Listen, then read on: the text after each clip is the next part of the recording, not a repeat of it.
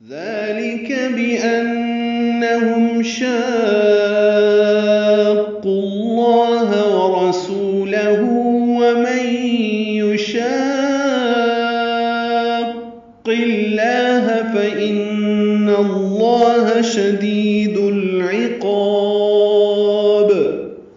سورۃ الانفال نامہ پارہ آیت نمبر 13۔ وہاں پہ دیکھیے اسی طرح کے الفاظ ہیں، وَمَن يُشَاقِقِ اللَّهَ، دو قاف الگ الگ ہیں، یہاں پہ ایک ہی قاف مشدد ہے، تو یہ فرق ہے۔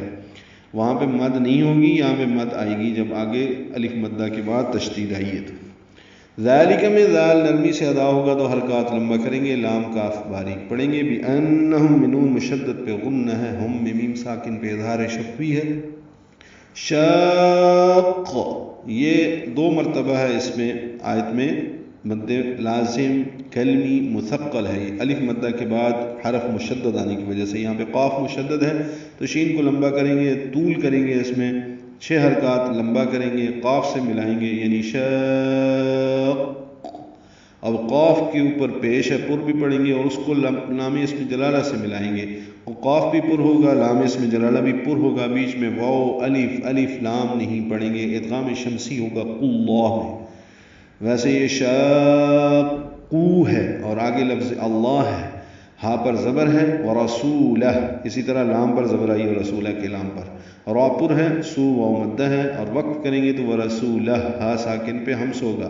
ویسے ورسولہ الٹا پیش مد صلہ، 2 حرکات لمبا کریں گے ملانے کی صورت میں، جیسے میں نے پہلے پڑھا۔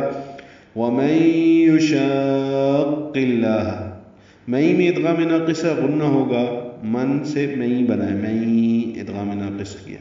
یشاق اللہ میں پہلے شاق اللہ تھا، اب یہاں پہ قاف کے نیچے زیر آ گئی ہے۔